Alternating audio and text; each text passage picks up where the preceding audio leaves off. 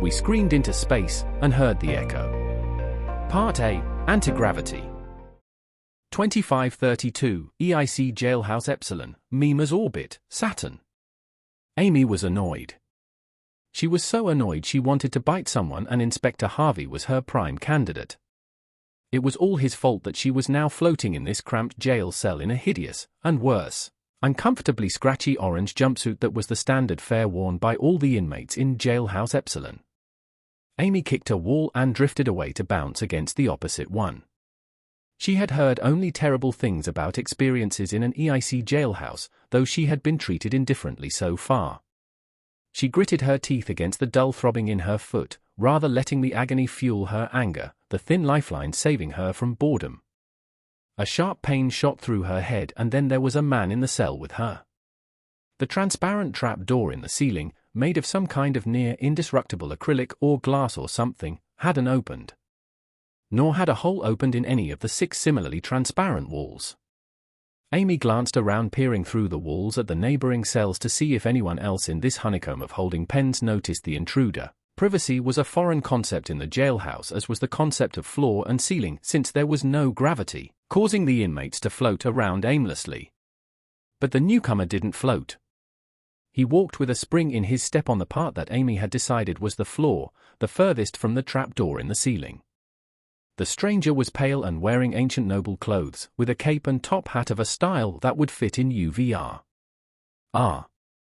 She had finally gone mad and was hallucinating UVR characters. She must be making them manifest as a subconscious need to know what is happening in UVR. Or from boredom. Amy hadn't realized she was that addicted to the silly game, which she could have quit at any time. Thank you very much. The man flashed sharpened teeth whose points rivaled the pointed canines of canids as he took a bow before her, sweeping his own top hat off his head as part of the gentlemanly gesture. Pardon the intrusion, Saintus. This one is named Baron Dimitri, but you may address me as Nick. I do enjoy keeping my relations informal. Amy grimaced. She didn't remember putting on a virtual reality helmet, so this must be a holographic projection. What gave it away was that Amy could not read his mind. It was as if there was nothing in front of her. At least nothing with a mind. It was a little creepy. Or she was going insane. You may be questioning my presence or wondering what business I have with the lovely Saintess Amy Beer House. Why do you believe I have appeared before you? The Baron asked, replacing his top hat on his head and leaning against his cane. Amy hadn't been thinking either before, but now she certainly was. She had used that trick often enough to guide people's thoughts in a certain direction to read their minds. But why would an hallucination use her own tricks against her? Why had he come to see her? Did he see her as a princess that needed saving, if this station could be seen as a castle? Was this a rescue attempt? Amy had never heard of a successful escape from an EIC jailhouse. EIC controlled the entire Sol system, so any escapee would have to find a way through the Star Bridge, which was also heavily guarded. You are going to change my identity? Amy guessed. It was that or hiding in a dingy corner of some moon or asteroid, and she didn't relish that idea. It would not be much better than floating around in a fish bowl like she was doing presently. Perhaps. However, that assumes I have come to help you at all, Dimitri reasoned. What if I have come to experiment on you just like was done to the other prisoners of this jailhouse? Then you wouldn't be talking to me, you would get it over with. Amy countered. It wasn't a bad idea for EIC to use their correctional facilities as their own labs, because there was no end to the number of guinea pigs to use. It was actually quite clever on their part.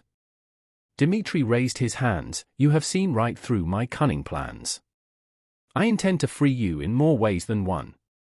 There it was. Amy thought she was smelling a ploy. A scam to take her, what? Freedom? She didn't have that anyway. Are you trying to convert me to some religion? As a saintess, I belong to all 5 religions. Amy fell back on what she knew in UVR, where the saintess belonged to all 5 of the major religions, and, theoretically, was devoted to all 5 of the deities equally. But those deities weren't real. You could see it that way, but this isn't UVR. Dimitri confirmed her suspicions as he began to dance on the spot. My goddess is very real. She rules over all in her domain. Though not many have heard her divine name uttered, almost all have heard of her subjects. You call them the Echo. Dimitri was twirling in circles and spinning his cane as he shared joyous news. Amy remained unconvinced. So your goddess is going to save my soul. I have heard this too many times before, and they were just as questionable emotional scammers. Eternal salvation now available at the low price of a few credits. Dimitri tutted, ceasing his lone jig and holding up a single finger. What is the soul? Humans like to go on and on about that. The Echo have spanned across thousands of light years and consumed countless creatures. They have devoured Earth, the home planet of you humans, and they did not find a single atom of soul. Not a single positron of spirit. But if the soul did exist, yours would be the blackest, Amy. The kind of inescapable darkness that exists beyond the event horizon of a black hole. That is why you were chosen. Now you are just flattering me. Amy replied, not believing a word of the hallucination performing before her. Besides, she wasn't as bad as all that.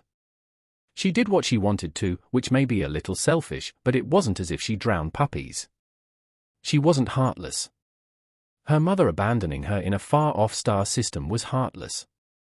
What she was right now was likely losing grip on reality, but if it provided results then she would embrace it. Tell you what, Amy began to bargain, get me out of here and I'll go with you. Simple. She made no promises and would see if it went anywhere. If it was all a fiction, she would have lost nothing. So shall it be done, Dimitri said gravely with a deep bow and snapped his gloved fingers. That sharp pain shot through her mind again, but was gone just as quickly. On command the trapdoor to her cell flew open. Dimitri walked up the walls and stood by the trapdoor, gestured to it in a bow once again, and said, "After you, Saintess." Amy floated through the door, surprised it had actually worked. She wasn't completely free yet, but it was one step closer than before. Then she saw a nearby trapdoor fling itself open. Then another and another and another. Figures wearing orange jumpsuits similar to hers floated out. Some were cautious, while others kicked off a surface to get themselves to the exit. Seeing this, Amy said to Dimitri that had come to stand next to where she was floating, "The station better not self-destruct because of this. Did you have to let them all out? You need not concern yourself with them. They will serve as both a temporary distraction and then as materials." Dimitri said, holding out a gloved hand for Amy to take. Amy thought that last word was ominous, but decided the other prisoners' fates had little to do with her. Instead, she decided to placate her rescuer by placing her hand in his and asking, "Why did you really choose me? There must be more to it than my sparkling personality." Dimitri held her hand and strode to a side passage, pulling the floating Amy behind him as he answered, "You defeated my previous champion and you, the Saintess, have been credited with victory and accompanying glory of what has come to be called the Battle of Felruin." The battle in UVR?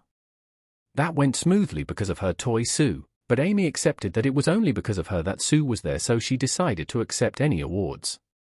Amy noticed a few orange-clad figures floating ahead of them and some following up behind. All seemed more interested in escaping than each other or herself. Amy blurted out the question she had been burning to find out since being rudely pulled from UVR. What happened after the battle? You know, don't you? Yes, of course, I watched the entire ordeal as it was indeed a battle worthy of the history books, Dimitri said as they came to a junction in the passages. At the crossroads, there were smashed defensive barriers, broken turrets and a body of a guard floating against a wall. Amy ignored them and listened to Dimitri's story. It was a resounding victory against overwhelming odds. Even if the supply wagons had been destroyed and the remaining forces had to turn back, you, Saintess, have fulfilled the prophecy that will bring about a new deity. The goddess has become rather lonely after all this time. At the next junction, Amy noticed Dimitri was leading them in the wrong direction. The escape pods are that way. Amy pointed at an exit sign with an arrow indicating a side passage perpendicular to the direction in which they were headed. The inmates will get there before us if we don't hurry. As Amy mentioned them, some prisoners pushed out from their hiding places and floated towards Amy and Dimitri. they clutched batons that sparked with electricity, clearly stolen from the overwhelmed guards. Dimitri spun and whirled between the floating inmates in orange, his boots squeaking on the floor as he pirouetted and pranced between swung batons. He sharply struck each prisoner in passing, slamming them into the nearest surface where they struggled and spasmed, grasping at nothing in front of them until they finally fell silent and stopped moving. It had been like watching a person drown in midair with no water in sight. Feeling no concern for the ruffians, Amy pointed in the direction of the escape pods again. "This way?" Dimitri made a pulling motion with both hands, and the floating bodies of the prisoners flew together to form a ball of orange limbs in the middle of the passage. Amy clutched her head as the sharp pain returned. "Stop that," she said out loud as that pain disappeared as quickly as it had come. "Oh?" Dimitri said, suddenly much too close to her, looking her in the eyes. "You feel it, don't you? The gift of the goddess." Before she could answer, Dimitri took Amy's hand again and led her away. "I shall refrain from causing you any more discomfort, Saintess." As they passed the clump of bodies he added, "Do not fear the ambush, for they shall soon be altered. And no, we aren't going that way. We are going this way." Dimitri answered nonchalantly, pulling the floating Amy onwards. "I can see that," Amy fumed, "but why not?" "Because your destiny lies elsewhere. It is better I show you rather than tell you." He waved at a door they were nearing, and it slid open on command. Amy didn't comprehend what she was seeing at first and, by her expression, neither did the pretty red-haired researcher girl standing in the room staring blankly at them. The room opened to a vast chamber with a sphere of pulsating red lasers the size of an entire shuttle. The walkway Dimitri stood on extended all the way around the laser ball, with the walkway creating a protrusion leading to a console overlooking the red sphere. It was next to this console that the white lab coat-wearing scientist stood. "You can't be in here," the red-haired girl began, worry etched on her freckled face, matching the patterns of concern in her mind. But before she could say any more, Dimitri made a gesture and her arm tore off as if an incredible force had gripped her arm and shoulder and pulled in opposite directions. Amy clutched her head again as the pain struck through her once more. The arm floated off, trailing droplets of blood and torn ligaments. The researcher went as pale as the Baron while she clutched the bloody stump with her other hand, grimacing at the intruders. "Apologies, Saintess," Dimitri told her. "I forgot." The bastard had just said he wouldn't do that again. Amy was beginning to think he meant to hurt her. Before she could complain, he continued talking to the science girl. "You have done your part, now begone." Dimitri casually waved his cane at the scientist, launching her up into the air, leaving her shoes behind which remained stuck to the walkway. The researcher's body flew end over end, through the mass of red lasers that cut her into triangular chunks. The jigsaw of remains floated into the black mass beyond and disappeared. Amy watched all this with a blank expression, wincing at another spasm of pain. It wasn't as bad as before, she was getting used to it. The researcher's last thoughts were ones of hurt, resignation, defiance and boredom. For a brief moment Amy felt a sense of kinship with the murdered girl, since Amy knew the horrors of boredom all too well. But then Amy wondered if she had misinterpreted the patterns. The inmates' patterns had all been a mixture of fear and relief and determination with a touch of arrogance. And pain while they were being killed. As for Dimitri, she still sensed nothing and wondered if she truly was imagining him. "They are around your size." Dimitri had been saying something, but she only registered the last part. Then he was pulling her floating self to where the scientist had involuntarily left her pair of shoes. "Put them on," Dimitri repeated while he grabbed the severed arm out of the air that had been drifting nearby. Amy glanced at the massive ominous red ball of lasers again and did as she was told, using Dimitri as leverage. She floated to the shoes and slipped them on, making sure they were properly fastened before taking a few experimental steps on the walkway. "I haven't tried Gex before." "They work well," Amy said, marveling at her new shoes. They weren't fashionable, but at least they were functional. "'Tis far better than terrible magnetic boots." "Imagine lining all walkways with precious metals," Dimitri said as he opened the clenched fist of the severed arm, flatting the hand. "That said, the artificial gravity of your larger human stations are far more impressive than these boots." though humans shouldn't take all the credit because they probably stole the idea from someone they met outside the solar system. Amy didn't care for the topic and switched her attention to the orb of red lasers dominating the room. What is all this? A black hole? Amy guessed as they both stepped closer to the console. In a way, but not entirely, Dimitri answered unhelpfully. Look closely. Amy peered between the bright lights of the lasers and saw only darkness. Then she saw the darkness move. It had no shape but seemed to be made of the finest of particles swirling in its own sphere in the center of the globe of lasers. An uneasy feeling crept over Amy as she watched the darkness fold in on itself over and over again. A phantom gravity took her, pulling her towards the mass without actually moving her, like when one stands at a cliff edge. It beckoned her, but she knew it was imaginary and fought it off. The echo. Dimitri announced, all you have to do to meet your destiny is press this button and set them and yourself free. Fascinated, Amy pressed the button. Nothing happened. Anger flared again. You little Shaz. You are making fun of me. Amy cursed, losing her temper. She could see Dimitri was trying to hide his mirth. Dimitri slapped the palm of the severed hand onto the console and the words "Welcome, Researcher Pericle" appeared on the console screen with a list of options. Dimitri slapped the hand against the console a few more times until he reached one that said in bold red lettering, "Containment Field Release." Now press the button. I assure you it is perfectly safe. Dimitri said sweetly, discarding the arm casually over his shoulder.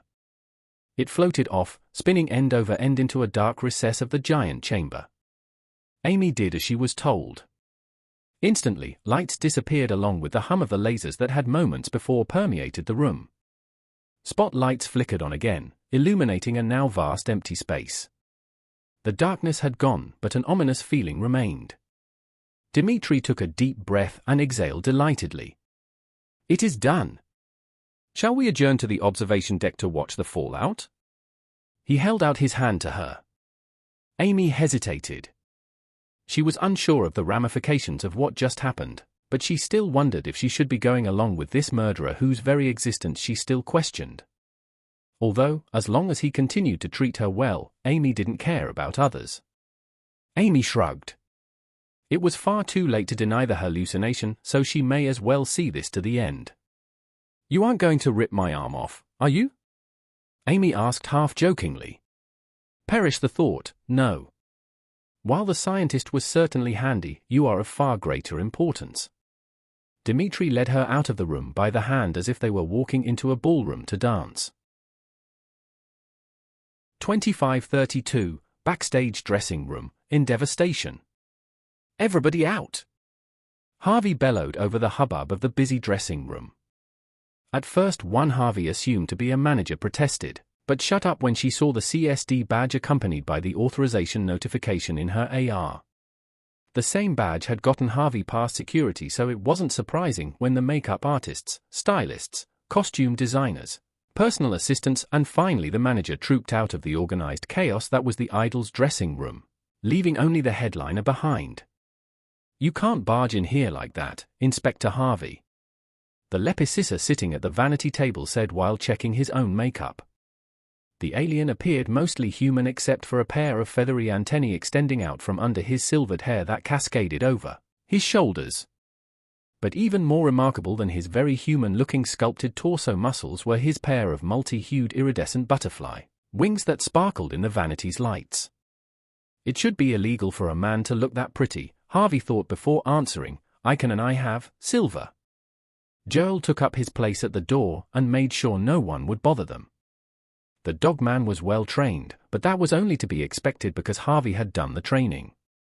There is no need to use my stage name, Silver said as he stood and spread his arms wide, flexing the oiled muscles on his lean form that his fans so enjoyed, revealing he was wearing only long silver pants with flashing lights dancing down the sides. His pair of wings fluttered, sending a small storm of scintillating scales dancing through the air around him. We are all friends here. Hugs. He motioned Harvey to step closer for an embrace. I'll pass, Sam. Harvey did not want those oils or glitter getting anywhere near his clean jacket or himself. The combination of the two was like being tarred and feathered, but with glitter. I need information. The renowned performing artist known as Silver made an exaggerated, disappointed expression before putting his hands on his hips. Always straight to business with you. No, how have you been doing, or have you made a new hit single, or have you discovered any galaxy-altering truths? Have you? Harvey decided to go against his best judgment and mollify the performing artist. Discovered any galaxy-altering truths? He immediately regretted asking. Dancing in heels is a killer, Silver laughed, shaking loose more glitter from his wings, but before you blow a forehead vein, you know you don't have clearance to get anything from me. The powers on high have spoken. Or not spoken, as the case may be. Harvey made a face. He knew it would be like this. Sam Silver? Reedman was not only an annoyingly famous idol but also a reliable informant with ties to someone high up in EIC, perhaps even multiple someones. One didn't become a megastar idol without the EIC's backing, not in the solar system at least. Rumors were abound that the AI idols so popular in other systems had their popularity quashed in the solar system just for Silver's sake. Harvey knew he would have to pay for his information, but it was never as easy as paying Silver directly. Harvey did what he needed to do and sent off a message through his AR interface. Silver was still talking. You have wasted your time coming here, so run along, and he cut short, his eyes widening with surprise and the friendly smile slipping from his much too handsome chiseled facial features. What did you do, Harvey? I asked for information instead of the bonus as a reward for the latest job request. Harvey said flatly. It was a risk negotiating with anyone up the chain. It could be seen as insubordination and lead to early termination, especially when there is someone else that can fulfill your duties. And in EIC, termination was taken very literally. Harvey was well aware that he and Gerald were replaceable, but he had to take the risk. Harvey disliked gambling with Gerald's life except when necessary, but this time it looked like the gamble had paid off. What do you want to know? Silver relented, plopping back down on his seat in front of the vanity, a pool of wing scales glittering on the floor around him as he took on a defeated air. Harvey knew it was an act. Silver was an actor as well as a singer, after all. With a gesture, Harvey sent a message to Silver's AR, causing Silver to whistle as he read through the list. You don't ask for much, Silver continued sarcastically. The last one is a problem, but I will give you as much as I know. There is some information that no one is allowed to have, not even me. Well? Spit it out. Harvey hurried the idol along, ignoring Gerald half snicker half snort behind him. I need not remind you that this is not to be repeated, Silver said. Firstly, you wanted some more details on the recent deaths in Endeavour Station. I am assuming you are not talking about the terrorist explosion, but the VR deaths you have been investigating. 3 humans and a goblin. All were suspected to be infected with Echo through VR and were eliminated by the same operative, code name Lorem Ipsum. Harvey nodded. He had heard of Ipsum, a faceless assassin for hire used by those with deep pockets. Even the EIC used him because of how cleanly he performed his missions and disappeared without a trace afterwards. The techs found no trace of infection on their bodies or VR equipment, Silver continued, but you know how it is, better safe than sorry. Just between you and me, it is said Ipsum was also responsible for the terrorist explosion, getting rid of some EIC naysayers while framing them as terrorists too, but the evidence he had in both cases disappeared when Ipsum died.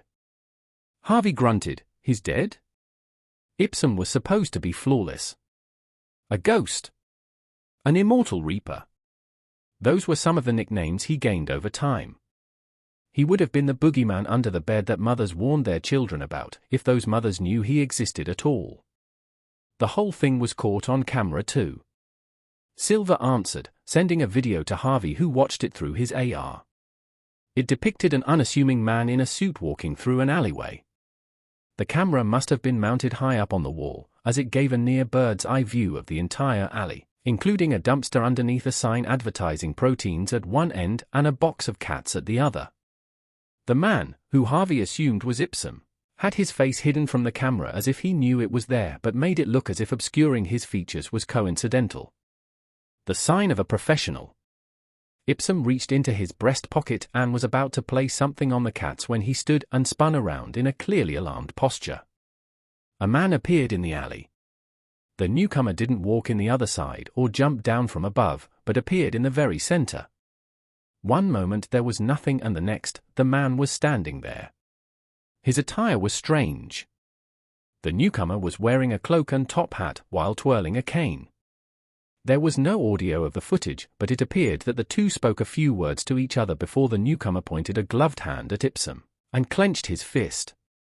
Harvey's brows rose as Ipsum was lifted off the ground. Bits of detritus lifted off the ground and spiraled around Ipsum as he struggled against something unseen. Ipsum lost. His extremities caved in on his body, his head pressed down into his own chest until he had become a fleshy ball and was no longer struggling. Harvey wasn't a doctor, but he knew that humans didn't bend that way. The now spherical corpse was unceremoniously lobbed into the dumpster while the newcomer turned towards the camera, tipped his top hat with an ominous grin on his pale features, and disappeared. Harvey watched the few seconds of footage again to double-check that he hadn't missed anything. It was too strange to believe. Was this tampered with? It looks AI-generated. Harvey said dubiously. Teleportation technology did not exist, unless you counted the Saturn Star Bridge, but that was a huge installation to allow faster-than-light travel for smaller ships, without subjecting its occupants to deadly G-forces. Personal teleporters only existed in fiction. The video verifications are intact. Silver said, "What you see there is what really happened." Ipsum's death is also the answer to your next question. The higher-ups want you to fill Ipsum's shoes with the next elimination. You should be careful that the one that killed Ipsum doesn't go after you as well. While you didn't ask, I will tell you anyway, no one knows who that killer is. He was dubbed the Gentleman on account of how he dresses, though apparently he is a cosplayer for Eternal World, the UVR game. The same one that the Goblin and 3 humans were playing. Coincidence? Well, you are the investigator, I'll leave you to investigate that. This whole situation stank to Harvey. He was an investigator, not an assassin, and yet he had accepted the order to kill someone that what was Sue to him anyway? He didn't care to think of it at the moment. All he knew was that if it had to happen, he would do it by his own hands and keep Gerald out of it. It wasn't that Gerald hadn't killed before at Harvey's order or when he was protecting Harvey, but those times were different. The objective hadn't been murder itself. Where is she? Harvey asked. He could have found out himself, but he might as well ask while he was here. Your target? Silver replied, you believe I would have that information lying around. Don't you? Harvey shot back. It just so happens that I do. She was mostly running around on Endeavour Station, but what you will find interesting is that she has booked passage on a shuttle to Epsilon Correctional Facility. I wonder what she could be doing over there. Silver pondered out loud, while Harvey immediately booked passage for himself and Gerald with the reason, visiting a prisoner. Your last question, Silver continued, about who ordered all this. That is a very dangerous question to ask, and you should know that I don't know exactly, but I can make an educated guess. You well know my guesses are incredibly accurate. It is highly likely the one pulling the strings is on an equal or higher level as my benefactor. Harvey swallowed and Gerald leaned in closer from his place at the door, ears pricked. They are a member of the EIC board itself. 2520, Europa surface, Jupiter. Lown was still buzzing as he did the final checks on his suit. Pressure. Okay. Air. Okay. Temperature regulators, also okay. Radiation. A. He would live. As he went through the motions, he thought of his trip to Endeavour Station. His master had been correct. It was amazing. Not just the station itself, but the journey there and back was eye-opening. It had been Lown's first journey, not only to space, but to Europa's spaceport and out of the extraction ice settlement 49 he had called home.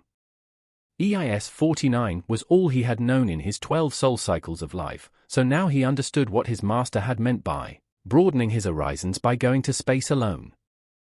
It was scary at first, and parts of the months-long slow boat journey to Saturn was boring, but overall it was a great experience. And now he was back, eager to tell his master all he saw. He felt like he was the luckiest apprentice ever. He would leave out the part about the bullies. There was no need to worry his master unnecessarily just because some shazheads didn't like how short or green he was. Checks and double checks done, Lown was glad to find his suit was in good condition. He had heard stories of vandals getting into the spaceport storage lockers and breaking equipment for no reason other than they could. In Lown's opinion, those kinds of people were also real shazes. Alongside his suit, Lown had stored the hopper that had been loaned to him by his master. The single-seater vehicle was about the size of Lown himself. Lown was of small stature, and was invaluable for crossing the near 100-kilometer distance between the spaceport and EIS-49. Lown climbed onto the machine and switched it on. Air gushed from its lower nozzles, making it and Lown hover above the ground. It didn't take much force thanks to the low gravity of Europa. He gestured to an similarly suited engineer off to the side and with a nod, opened up the throttle and sped towards his designated airlock, the door closing behind him. There were differently sized ones for different vehicles, and the one he found himself in was as large as a cupboard. A hiss gave way to silence as the outer door opened and Lown sped up the inclined ice tunnel to the surface a few hundred meters above the airlock. He sped out into the open, Jupiter hanging like a banded basketball low in the sky and the dot of Io visible nearby. The ice sheet sped past below Lown as he took a moment to admire the view before his thoughts turned back to what he would tell his master. Master had been correct that Lown's EIC-certified mechanic pass had gotten him out of many difficult situations where he otherwise would have suffered. The EIC enforcers weren't particularly friendly, but they left him alone once they saw his pass. They gave Lown so many suspicious glances that he eventually got used to it. The excuse for the trip was delivering a present to Master's distant cousin, which Lown had completed successfully, and he was feeling particularly proud of himself about that. With a mild panic, Lown checked his pressured air gauge on his hopper that he had forgotten to check before he left the spaceport. It would be a disaster if that ran out. He might not freeze immediately, but a journey on foot would take a long time with the worry of an overexposure of radiation that even he could not shrug off or, worse, running out of air.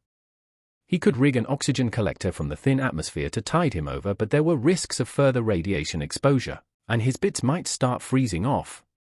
Lown breathed a sigh of relief. The hopper was filled with twice as much as he needed. He might stop by EIS-27 along the way and say hi to Quinn, but then decided against it. He was too excited to tell Master everything. He stared off to his left where he knew EIS-27 lay at the end of a ridge, though there was nothing to see. All of the structures on Europa were underneath the surface of rock-like ice, including the Europa spaceport. The ice served as a natural insulator against both the -100°C surface temperatures and Jupiter's radiation. The water ice could also be used to generate oxygen for breathing and hydrogen for rocket fuel to get the ice off into space. It was an ancient technology, but it worked. Lown gave a half-hearted salute in the direction of the underground EIS-27 and sped on, noting unusual cloud or vapor on the horizon in the direction he was heading. It dissipated after a while and he thought no more of it. Lown crested the final hill, expecting to see more immaculate relatively flat ice sheets, but instead found a crater where his home should have been. The young Lown thought he had taken a wrong turn somewhere, but that notion was quickly dispelled as he recognized the landscape around the kilometer-wide hole in the ground. Then he noticed the frozen wreckage sticking out of the ice in odd intervals. Gone. All gone. Lown was numb as he parked the hopper at the edge of the crater, looking over the edge at the devastation below. The hopper parts that touched the ground slowly began to freeze over and Lown wiped the outside of his visor, noting it had suddenly gone blurry. He flipped up the light shield and squinted against the bright light reflected off the icy surroundings. This must all be a nightmare, he thought frantically. There is no way that everyone he grew up with was gone just like that. He wiped at the blurry visor again before realizing it was no use. While there was a little bit of a haze in the thin air, that wasn't what was causing his terrible vision. He let the tears fall and quietly sobbed on the edge of the crater. Eventually Lown stumbled away from the edge, his boot sticking for a moment where he had stood. Only then did he notice more detritus dotted across the icy plains outside the crater. He half walked, half bounced to the first frozen dark square sticking out of the ground. He wrestled it out of its icy grip and saw it was an ink deck, an electronic device that displayed images loaded onto it. The sub-zero temperatures had broken it, but its crystal display still showed the final image, a trio posing with smiles. A graying mustached human, a goblin showing a peace sign, and another human boy, all grinning stupidly. Master, Scruff, and himself. The photo was taken not long before he left on his journey. The world blurred once again. Lounge shook himself and pocketed the ink deck. He didn't know what to do exactly. Master wasn't around to tell him, so Lounge delayed the decision by digging around in the debris. Nothing of note caught his eye, as any mechanical parts were too melted to be of use, and he could not identify any other useful scraps. That was until he uncovered the edge of some shiny dark metal. He pushed away the powdery fallout that covered it. It was an intact cylinder about the width of his torso and as tall as he was. He brushed away more of the icy fluff. It was 2 or 3 times his length at least. That would be as tall as Master. Lounge did not recognize the large tube as originating from his home. He knew every sprocket, nut and bolt of EIS-49. From the garage where he spent most of his time helping Master to the research lab filled with its expensive equipment to the deep hole that extended tens of kilometers down into the ice. The scientists said they wanted to reach the ocean far below the crust of Europa, but they hadn't made it in all of Lounge's life. Lounge guessed they wouldn't be completing that hole now. Concentrate, Lounge, he thought to himself. The tube thing. It did look good. Sleek and attractive somehow, like one of those racing ships he saw images of in some ink deck magazines. On a whim, Lounge decided he wanted to keep it. It was a mystery, but it would also serve as something to remind him of home. Lounge realized that he could not remain here much longer, as the radiation was going to become the first concern. He needed to decide where he would go next. He could ask Quinn, but his friend had enough troubles without Lounge heaping on more. That left in devastation, which meant he had to trek back to the spaceport. Lounge groaned. He almost discarded the idea of keeping the black cylinder when he saw a part of the hop buggy, a larger version of his hopper, sticking out of the ground not far away. What luck! Leaving the black metal cylinder, he scrambled to the hop buggy, knowing its larger frame and more powerful compressed air canisters would easily convey the likes of the black cylinder all the way back to the spaceport. But when Lounge pulled at the hop buggy frame, only the piece sticking out of the ice came loose in his hands. How disappointing! But Lounge didn't cry. He had already cried himself dry. Instead, he was determined to continue. He would survive and take the black thing with him because his master didn't show him how to be the best for nothing. Lounge hauled out his tools and sprang to work, sticking the parts of anything useful that he could find onto his hopper, slowly building it out to be larger than the original hop buggy. He made a sleigh with rudimentary suspension and placed the black metal thing on it. The ride back to the spaceport wouldn't be too bumpy, but Lounge didn't want his newly found prize to be lost to an irregular piece of terrain. With plenty of air left in both the refitted hopper and his own tanks, Lounge set off dragging his prize along behind him. Going was slow, and he had to make a few detours to get around the larger of the ice ridges, but eventually, he made it back to the spaceport with both himself and the metal cylinder in one piece. At Europa Spaceport, Lounge sulked. They wouldn't listen to him. First they said EIS-49, his home that he knew better than anyone, had had an accident with a hydrogen explosion. He tried to tell them they didn't have hydrogen tanks that size, unlike the spaceport which needed them. EIS-49 only used small ones for a bit of extra power generation, and it was used as soon as it was created as a byproduct of their oxygen machines. Lounge let that one slide. Then they said the unknown black thing couldn't travel with him into space and in devastation beyond. It was against regulations or some such rubbish. They were all Shaz brains. Lounge didn't want to leave his prize on Europa, but gave in and finally put it into spaceport storage along with his suit and modified hopper. Lounge threw himself into his work at in devastation, repairing, upgrading and creating anything mechanical, and soon forgot about his previous life on Europa. occasionally reminding himself when he rediscovered the broken ink deck in his tiny room on the lower decks. 2532, Saturn Space. Harvey paced on the floor of the shuttle to alleviate the ache in his bones. Logically, he knew the gravity created by the craft's acceleration should be no different to the gravity experienced on Endeavour Station, but his bones weren't logical. Gerald sat cross-legged on the floor pretending to be asleep while peeping at Harvey through the lashes of one eye. Harvey let the mutt think he was being sly and clever with his secret spying technique. Gerald hadn't changed that habit since Harvey started taking care of him. It was understandable that the dog boy wouldn't trust him even after all this time. "You like her, don't you, boss?" Gerald said, breaking the silence. Instead of pretending to meditate, the wolfman picked glitter flakes off his clothes and flicked them away. "We have been over this, mutt." Harvey grumbled, not in the mood to be teased and cajoled. But after a moment he relented. "Yes. Sue reminds me of her. Before I knew what she was really like." Gerald bared his fangs in a half-grimace half-smile that Harvey never could decipher. He couldn't tell if the mutt was laughing with him, or at him, or getting ready to tear his throat out. Harvey had long since resigned himself to the fact that it was the most likely way he would die, by Gerald's claws. And Harvey didn't blame the mutt. So far it hasn't happened, and Harvey would carry on doing what he had always done. "What was she like?"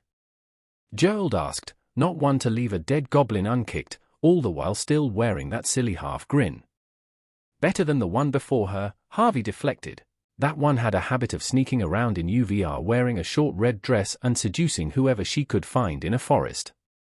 She became so infamous, they began calling her the Red Forest Nymph." Gerald chuckled, most likely at Harvey's misfortune with women. "As interesting as your nymph sounds, I am asking about Dr. Pericle. Don't you find it distasteful to be talking about the one that was the cause of so much grief for you and your family?" Harvey asked gruffly, hiding his discomfort behind feigned nonchalance. Gerald shrugged. "You know, canids don't have that kind of luxury. Living in cages is not a great way to strengthen family bonds. You know, we are tools for the CSD to use until we break, but I am not broken yet. Also, it was a long time ago, so you should stop feeling guilty about what happened when you had no say in it." "Guilty? Me?" Harvey scoffed. "I don't feel guilty about anything. Except falling for a psychopath without realizing it. Jennifer was good at manipulating those she wanted to manipulate. She wanted to feel loved and found an idiot that would, despite her work always coming first." Harvey had lost count how many times he had organized a dinner only to be stood up. Yet he continued to do as she pleased like a devoted puppy. It was frankly embarrassing to recall because he should have realized it before her death. "What about Sue?" Gerald snuck in the question deftly. At the mention of her name, Harvey's bones stopped aching. He felt like a weight had been lifted off him, and it felt like he was floating. Because he was. Gerald was bracing himself against a railing as Harvey chuckled at himself. The shuttle had reached the midpoint of their journey and was executing a flip before the deceleration leg of the journey. Gravity slowly took hold again, returning the passengers and glitter alike to the floor. Harvey's aches also returned. He was feeling old again and guilty about what he had been ordered to do. "There is something about Sue," Harvey said, trying to remain objective. "Because your gut says so?" Gerald asked encouragingly. Harvey nodded. "My gut is never wrong. You have to listen to your gut." Gerald finished Harvey's sentence. Was he really becoming so predictable? "My gut says Sue has something to do with all of this, which is why we are following her to Epsilon Station," Harvey said, only half lying to his partner. "Isn't that stalking?" Gerald showed his canines again in that half grin. "It's called investigating. There is a big difference." 2532, EIC Frigate Pegasus, Sol System. Captain. There is something you should see." The executive officer of the Pegasus burst into Rear Admiral and acting captain of the Pegasus, Jonathan Rayner quarters. "Grover!" Rear Admiral Rayner interrupted his executive officer's outburst while he steepled his fingers and watched Grover over his desk. Can you tell me what these are? Rayner gestured towards his own chest. Medals, Captain. Grover answered quickly, staring straight ahead as he snapped to attention. For your bravery, achievements, and years of service, Captain. You play UVR games, Rear Admiral Rayner said casually, so you could tell me what it means if the prince has thrown a ball and the prince's most trusted servants do not attend without telling the prince. The captain's cheerful voice turned threatening, and made that prince look like a fool in front of an entire kingdom. So tell me, what would that prince do to that servant? Especially after that same prince gave the servant an esteemed position with the knights at great personal cost? Sweat began beading on Grover's forehead as he snapped a quick bow, folding almost double. Forgive me, Prince. I mean Rear Admiral. I lost track of time and missed your celebration. Are you not pleased with your new position and salary? Rayner asked, keeping his voice dangerously neutral. When I found you, you were just another UVR addict wasting away in the bowels of Indevastation. Now look at you. Many Sol cycles later, you are second in command of the finest warship in the entire Sol system. Once I become Vice Admiral, you will become captain of the Pegasus in my stead. Was that not the plan? Grover straightened again, but kept glancing under the desk before resuming staring at nothing. Yes, Captain. That is the plan. Then why did you defy me? Because I forgot. Grover finished lamely. Rayner paused to let Grover sweat before saying with a smile, that is all right, Grover. I forgive you. Let it not be said that I am not a benevolent ship's captain. A thump came from under Rayner's desk. You may go, Rayner said quickly to his desk. With a flurry of activity, a corporal, judging from the stripes on his shoulder, jumped up and Speed walked out of the room while straightening her uniform and wiping the corner of her mouth.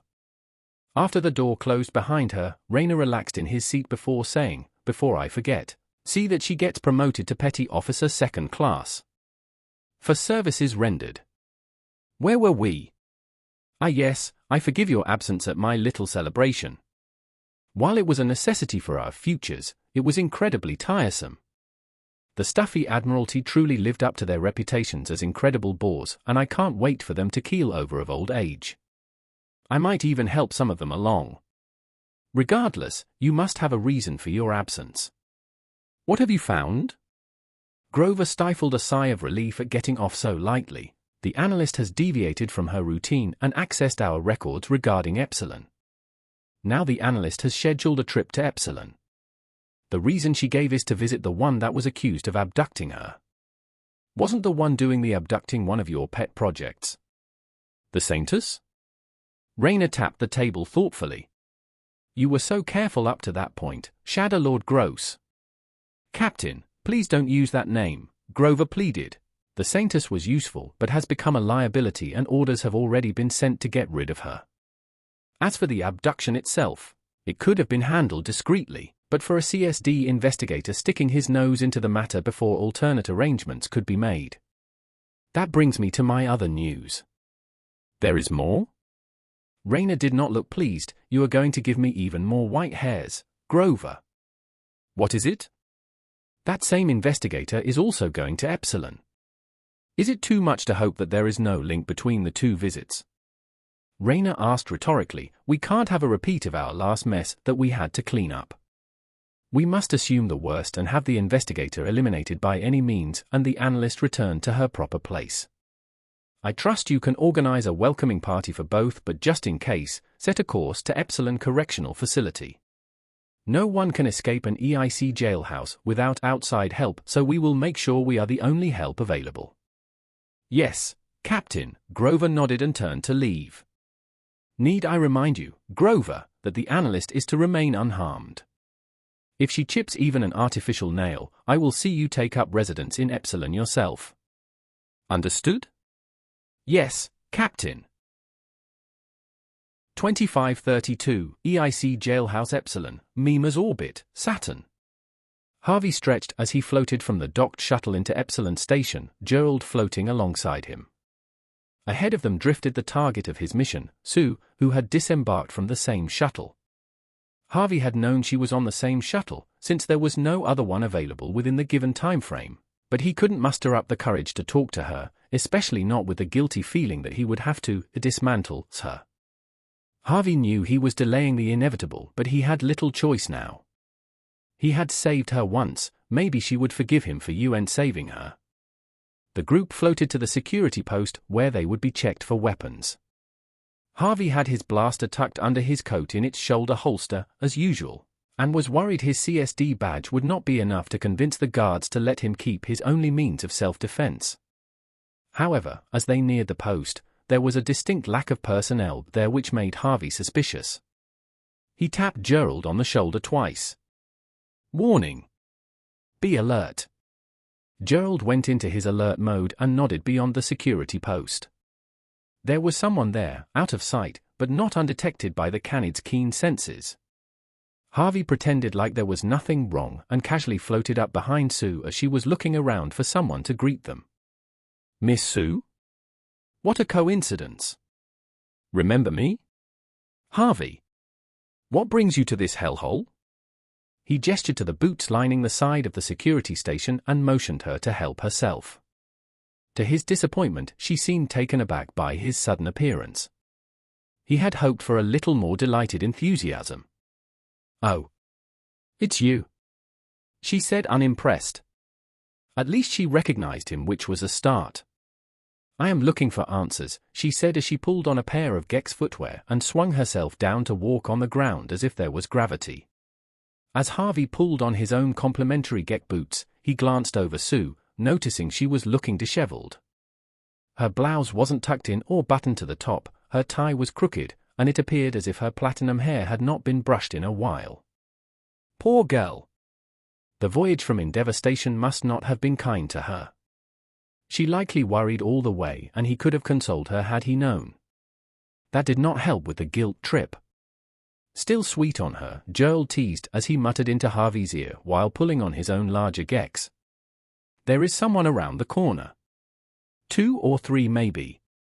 Harvey nodded to Gerald, even if the canid's first comment annoyed him, and addressed Sue again. "We were on our way to see Miss Amy with some follow-up questions. Did you know she wasn't from this system and there is no record of her birth anywhere?" He didn't usually talk about his cases so openly, but Sue might know something. She was an EIC analyst, and they tend to pick up tidbits of information even when the EIC tried its best to prevent it. While the trio began to walk deeper into the station, Sue glanced at him and looked away again, making Harvey's heart skip a beat, before she answered. "I think she knows something more about what happened to me as well." Why was he, an investigator, so enamored with this android? Perhaps it was the uniqueness of her model. Or was it something else? Harvey's conflicting emotions warred inside him when a distraction appeared. A pair of prisoners, still wearing orange jumpsuits, kicked off the wall they were floating by and lunged at the 3 of them. Or rather tried to. With almost choreographed precision, Harvey grabbed Sue and swung her away from the oncoming danger while Gerald ran forward, grabbed the heads of the inmates and slammed them together with an audible crunch. Their unconscious forms were left to float away trailing blood droplets. "The inmates are revolting," Gerald observed astutely, causing Harvey to groan from the bad pun, knowing Gerald was reusing Harvey's own words. He was about to reply when he was made aware of Sue's closeness. Do you mind?" Sue muttered at Harvey, who was still holding her in a tight embrace.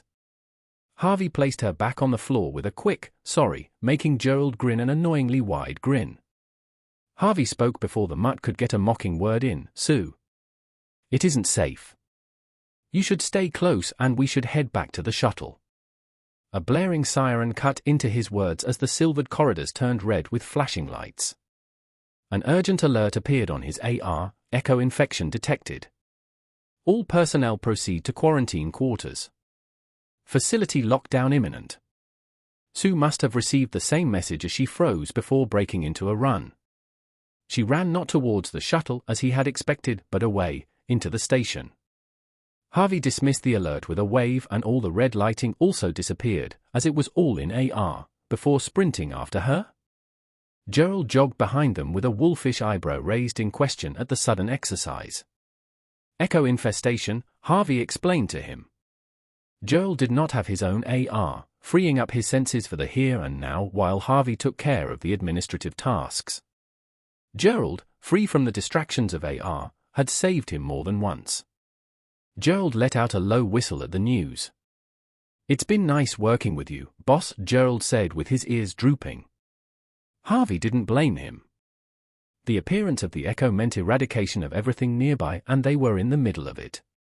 "Too soon to give up yet, mutt," Harvey said gruffly. Gerald perked up. "You're right, boss. We can still get away before he didn't have to say it, before everything went to hell. But the shuttle is back there," Gerald said, realizing that they were running away from their escape. "Shuttle left as soon as we got off," Harvey lied to Gerald. It might not have been exactly a lie, but Harvey didn't know and wanted to be going wherever Sue was going, despite his common sense yelling at him to turn around and let the android perish. "It's a security thing. There are probably escape pods somewhere, but I am not leaving Miss Sue." Harvey directed his next question to Sue. "Wouldn't it be better if we escaped now while we can?" Sue did not once break her stride and continued jogging down the endless corridors. "No," she said, steely determination clear in her voice. "I will find my answers first." "As you wish," Harvey said as he and Gerald kept up with her, wondering how deeply this stubbornness went through the android's programming. "Why are you following me? You know this is certain death." Sue's tone was one of confusion and perhaps a hint of concern. If Harvey were in her shoes, he would also think himself a lunatic. Harvey barely knew the android. "And yet, I too am looking for answers," he answered enigmatically, using her own words against her. The half-smile that curled on the corner of Sue's lips was reward enough for Harvey. The three ran on. 2530, Endeavour Station, Titan Orbit, Saturn. Buzz buzz buzz buzz. Sue waved her hand over the alarm clock to make it stop, but instead fell out of bed. She sat up groggily, her half-unbuttoned blouse drooping off one shoulder as she waved in the correct place to finally stop the buzzing. She had slept in her work clothes again and found they were all creased. She shuffled across the white shaggy carpet, enjoying the fluffy sensation through her toes as she flung open the velvet curtains to take in the view of the moon Titan and the beautifully ringed Saturn beyond. She quickly straightened her clothes, dressing properly, and left her apartment with a wave to her neighbor. She grabbed a coffee from the quiet coffee barista man and headed not to work but in the opposite direction, after a quick detour to feed the alley cats. It was time for her regular checkup at the doctor's to ensure that she was in good health. Sue would rather have been working, since the puzzle she was currently wrestling with was proving to be more difficult than the usual, but she still dutifully went to be examined. It was not long before she found herself in the sterile-smelling white-walled waiting room, complete with ink deck magazines whose contents had not been updated in many soul cycles, and a healthy-looking pot plant in the corner. The waiting room chairs were always empty except for her. Sue thought for a bit and realized she had never seen another patient at the doctor's, though she reasoned it must be because her appointments were always during the early shifts. Sue was called into the examination room like many times before. The bushy white-haired doctor with matching bushy mustache waved Sue to sit on the bed made of hard plastic. Sue plopped herself down and cheerfully said, "Good morning, doctor." Sue had heard the greeting was a holdover from Earth, which now simply meant the early shift rather than when they happened to just have left the shadow of the moon or planet they were on. Some traditions were strange. The doctor returned the cheerful morning as he wiped his hands on his white lab coat before taking out a hand-sized device and twiddling it with his thumbs. A robotic arm with a giant syringe on the end unfolded itself and, with incredible precision, struck Sue in the nape of her neck. Sue immediately slumped, her eyes becoming glazed and staring off into the distance while her head was supported by the robotic arm piercing her neck. Sue panicked as she realized she couldn't budge a finger while the doctor nonchalantly and with practice motions drove the device in his hand, causing the end of the robotic arm to spin and activate something inside her with a whir and a click. While Sue couldn't look down, she could feel her chest swing open, pushing her clothes out of the way. A blue light emanated from her, lighting up the room, while the doctor stuffed his face right up to her open chest, inspecting her insides. "Good. Good," the doctor muttered to himself, "the crystal is showing no signs of the expected degradation." Sue wanted to scream, but she couldn't. Even something as seemingly involuntary as blushing was beyond her capabilities at the moment. All she could do was watch and feel the doctors poking and prodding her insides. She felt something being removed and saw the doctor empty a container into a beaker before replacing the container inside her. The smell of coffee permeated the air between the smell of disinfectant. Sue's fear turned into indignation. She wasn't some doll the doctor could play with on a whim. She was a person and not a machine, despite what she was experiencing. People shouldn't go about rearranging someone's insides without asking first. Sue made up her mind to give the doctor a lecture and even a smack through the face for this indignity. Then another man entered the room wearing a military uniform, as if the doctor wasn't bad enough. "What are you doing here?" The doctor asked the new arrival. "You can let Raynor know I will send my report once I am done here, Commander Grover. I was sent to check personally that our investment is unharmed and functioning properly. The rumors of terrorists skulking about has set some on edge, even if they have done nothing yet." Grover answered the doctor while leering at the android. "I still find it so funny that we can build one that is so lifelike that it can fool an entire station." Grover picked up Sue's floppy hand, picked up a nearby scalpel and pricked her finger. "If you prick us, do we not bleed?" Grover quoted with a sense of self-satisfaction as he watched the droplet of blood form on her fingertip. He wiped it away and found the skin underneath had knitted together again. It is ironic that the synthetics have demanded rights for their androids, yet here we are making them more human to serve us unwittingly as infiltrators and sleeper agents. This project will pave the way for a new line of spies with unwavering loyalty. Don't you find it exciting to be on the literal bleeding edge of technology, Doctor? "As you say, Grover," the doctor said impatiently as he toyed with the remote control device in his hands again. "Is the world filter functioning as planned?" Grover asked, dropping the scalpel in a nearby dish. "The android's sense of altered reality has not been compromised," the doctor answered, while making some adjustments and blowing at his own mustache. "She will continue to see the world as we want her to see it." The whirring noise came from the robot arm again, followed by the world going dark except for green text that appeared in Sue's vision. They read, "Memory wipe commencing." Sue decided not to forget, and she would find a way to remember. She would remember to remember. She would. What was she doing again? 2532, EIC Jailhouse Epsilon, Mima's Orbit, Saturn. "How do you know which way we are going?" Gerald griped. Harvey wanted to reassure the candidate that it was all part of the plan and that he had it all under control, but that would have been a lie. Gerald was very good at sniffing out his lies even if he let many of them slide. Harvey settled for the truth and said, "I'm following her." Sue did not owe either of them an answer but gave one anyway without meeting their gazes, a hunch. It was good enough for Harvey, but Gerald felt otherwise. "We are staking our lives on a hunch." Gerald exclaimed. They reached a circular door, one that could easily fit 3 people walking in abreast. "My hunch says we should follow Miss Sue's hunch," Harvey answered, making Gerald splutter. Harvey had the dog boy in the grip of his infallible logic. They had followed Harvey's hunches into danger many times before, and they had always been right. Mostly. Sometimes. At least they hadn't died yet. The iris doors swiveled open, revealing an impressively large hall beyond. The trio entered the vast room with a transparent dome over its spacious interior.